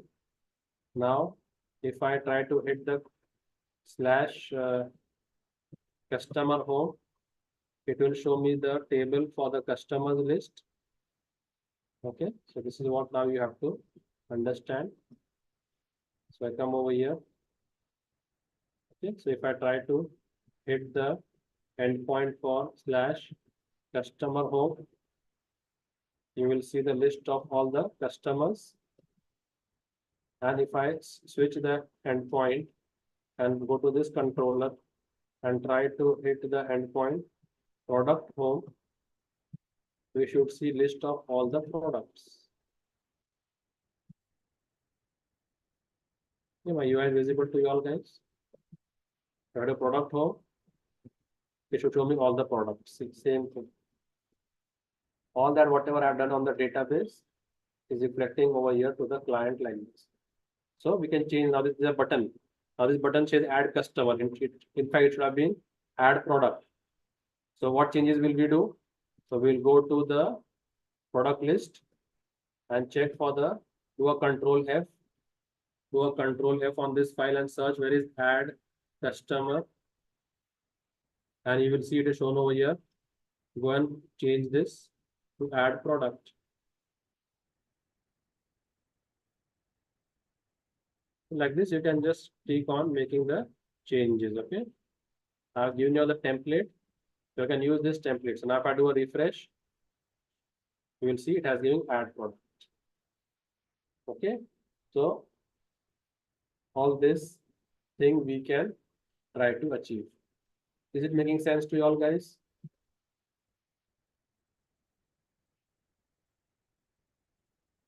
So whatever endpoint you are accessing, depending on that, you will get the response. So customer home will give you list of customer. Product home will give you list of product. You have to make the endpoints and try to access them, and that data will reflect on the screen. Okay. So now let me go and add a customer. So, and then I want you all to add the products. Okay, help me how to add the products. So if I come here now, so if the user goes over here in the customer list and the user clicks on the add customer. So it will route to which endpoint? It will route to this endpoint, new customer. So we will open up this new customer. So we have to write this endpoint over here in our application. So product in customer control, I will go and make a new endpoint. Let us make a request endpoint.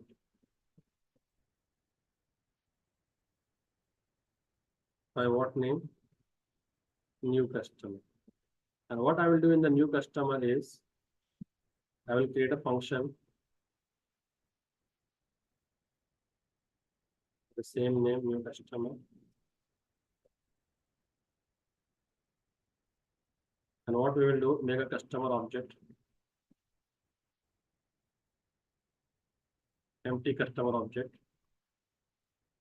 And now pass this empty object to a view, let's say customer form. Add new customer form. I'll send it to this view. And now, as I'm sending it from the back end to the front end, I will use model. And this customer C1, by what name I want it to be referred on the front end, I will say on the front end you be referred to as customer. So on the front end, I will ask you to be referred as, so this C1 object will be referred to as customer on the front end, and the control will transfer to add new customer form. So I copy this, go to my templates, right click, make a new HTML file and name it as .html. And now I'll give you all the code for the add new form also. Directly we can just reuse our code. See, add customer form. Just copy this entire code and paste it over here. Do a control and paste. So what this will do is, we'll open up a blank form in which you will ask the user to enter all the customer details. Okay, so that empty object which I had sent has come over here as customer. And then I will make text boxes in which I will add the, so these are the names of the customer entity, whatever customer entity you had made, customer entity which we had made, what are the attributes? CNO, first name, last name, email, mobile number, gender, all smalls. The same is over here. So asterisk and the first name. So this, whatever I type over here will be tied to the first name. Then below I come and last name. So tied to the last name. This should be, this is case sensitive and should match case by case. Then email, then mobile number, and then I will add radio buttons to the gender. I will give option male or female. Whatever option the user checks, he will get. And then when the user clicks on register button, it goes to the action of the web page. What is the action? So when they go to the action, what is the action over here? Save customer. And this object now, the fully filled object will go to this save customer endpoint. So now I'm sending a filled object from the front end to the back end. So I'm sending a filled object from the front end to the back end. So what will I use over there? Model attribute. So we'll come over here and you have to make a save customer. It is a post mapping. So we'll make a save customer. So what have we made over here in our customer controller? We have made a add custom. Okay. So we can use this only. We have made it. We can use this same endpoint. Instead of save customer, you can say I want to add customer. And this entire object is going, so we will use model attribute now. So instead of using request body, now we will say @ model attribute, and that object is coming over here and a customer C1, and then we are saving that record. And after saving this record, I want to again route back to the customer home page. I want to route back to customer home. So we can use customer inserted. Instead of saying customer record inserted, we can say, okay, redirect. Okay, we can say redirect me back to this endpoint. Redirect them back to the customer home. So after adding that customer, you redirect to the customer home, and that object will be displayed. So like this, we can try to create our add customer form. Let's see if it is executing or let's test it to check whether it is working fine.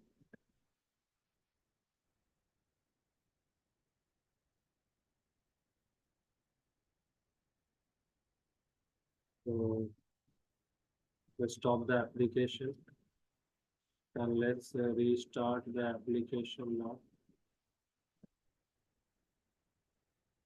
Run as Java application.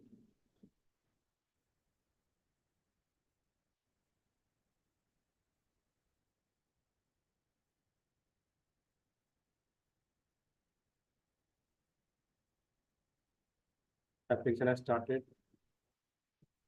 I will go and hit the customer home endpoint, which is that endpoint. The endpoint is customer home. So copy and go and hit the / customer home. So it will open up the customer home. Now to add a new, now I have customer 1, 2, 3, and 5. To add a new customer, I'll click on add, and this form will open up. Okay, and now I want to add a new customer. Okay, so I'll enter anything, Vinay, Kumar, and Vinay @ gmail.com. Mobile number 1111122222. This is the mail. And as I click on register, the record gets added and I can see it over here. So now my add customer button also is working, and I'm able to add the customer and reflect it back over here. So if I would ask you all to do the same for the add product, how would you all do it? The same thing if I ask you all to do it for the, so first thing first, we need an endpoint. So in the product list, we are having a button called as add product. So when we click on that, we will go to the endpoint called as new product. Okay, so same as I did over here, customer controller new product. Below, you can just copy this same thing and paste it over here at your end, and you can call it as new product. What it will do, make an empty product P1,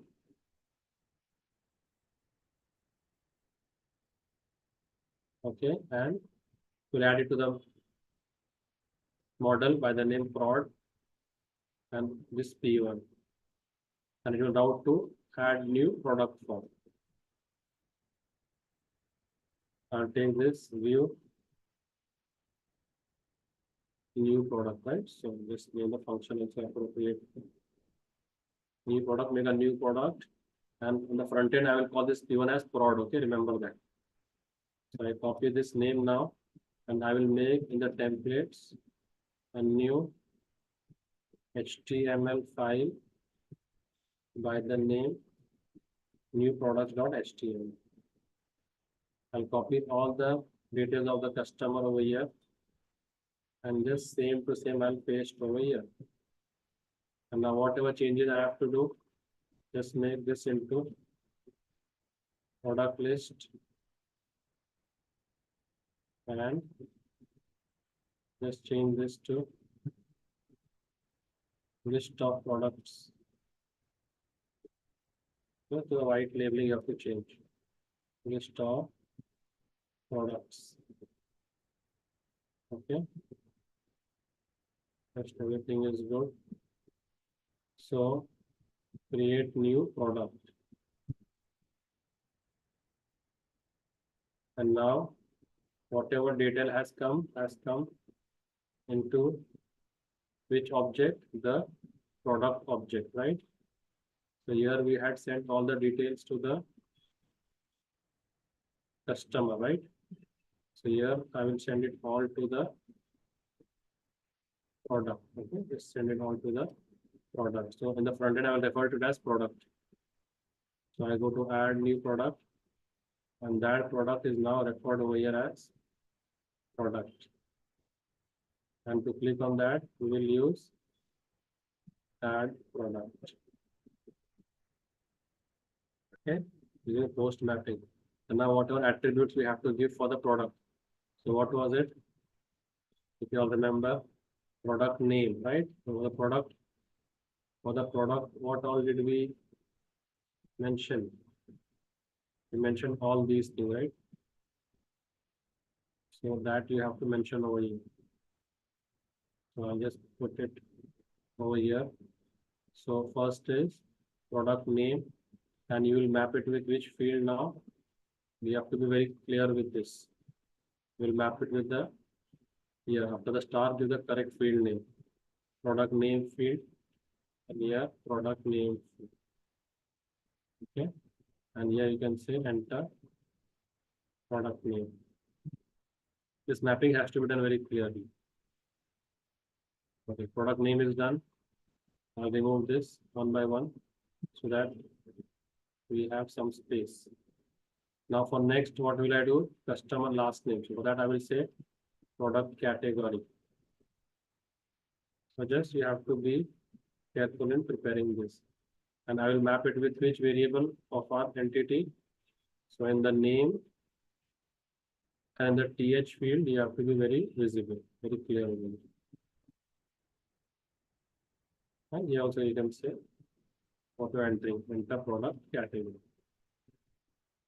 But this also is done. I can remove this also now. Next is product color. So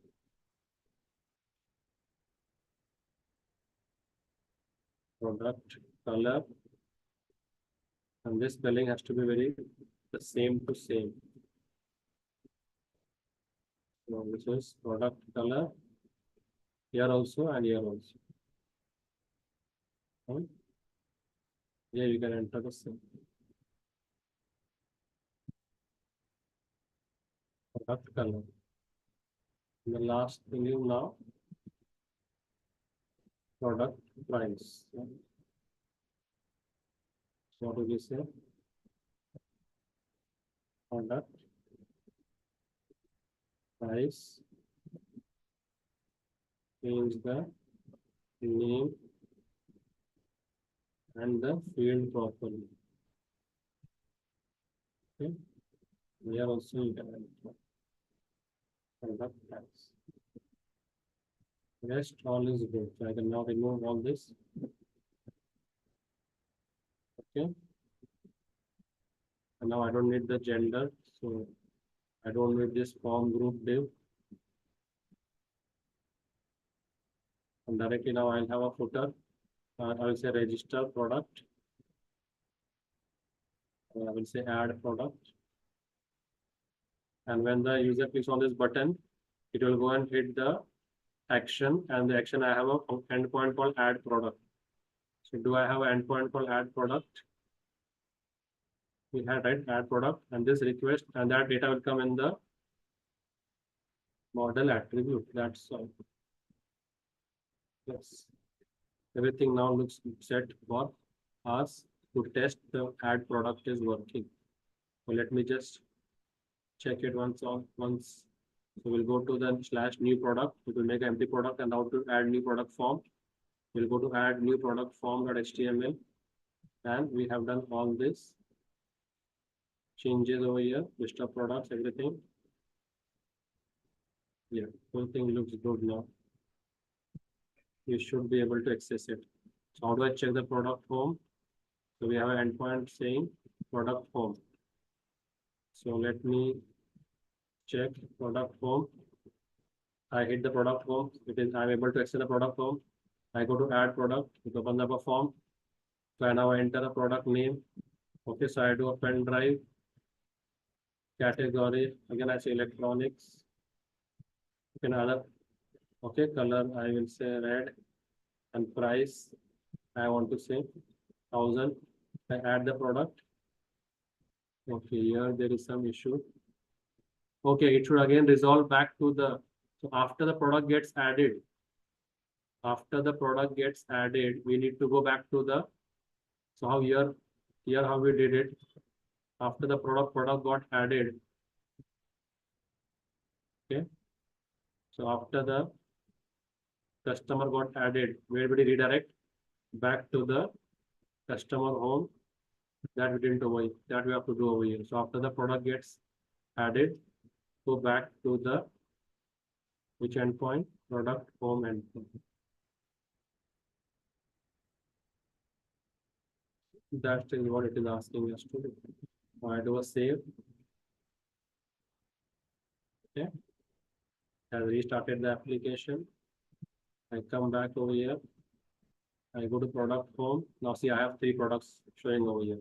Again, if I go to add products now, okay, so I say t-shirt. Category, I can say menswear. Color, I will say white. Price, let's say 800. As I click on add, it add and it shows over here. See. Does that make sense, guys, to you all?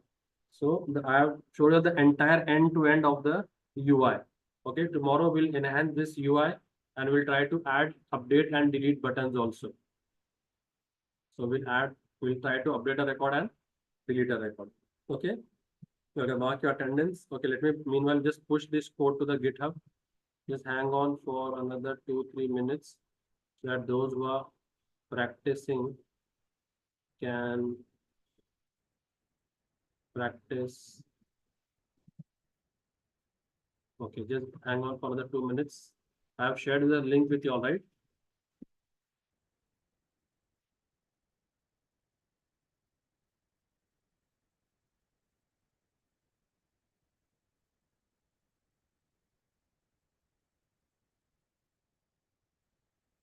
Okay, so I have pushed all the code for today onto the GitHub.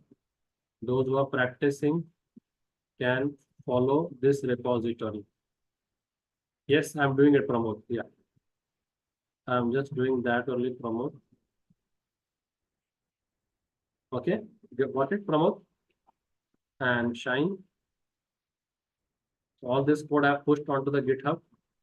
Okay, so if you see, this is my GitHub repo and this is the repo I have made for you all.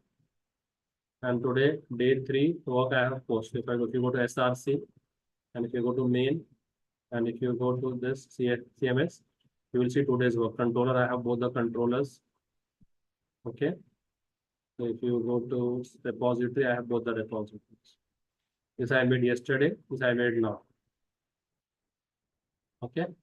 Okay, then guys, take care. See you all tomorrow. We'll add more functionalities to it. You all try to create other entities and all this. Okay, bye. Okay, Amar sir. Yeah, sure. Thank you, sir. Bye bye. So, dear students, I shared the attendance link. I hope everybody marked the attendance. If not, I will share it once again. Umar sir already shared the GitHub link as well. You can keep that link with you. And we uploaded the same GitHub link in the LMS itself. Okay. So if you're practicing, you need a source code or any documentation. Sir is uploading or updating there over the GitHub. So you can use that. Additionally, I'm sharing the attendance link if anybody is missed on. So please mark your attendance and share your valuable feedback. Okay, so thank you so much for attending the day 3 of this program, and we'll see you on tomorrow at same time. Till the time, take care of yourself, take care of your family.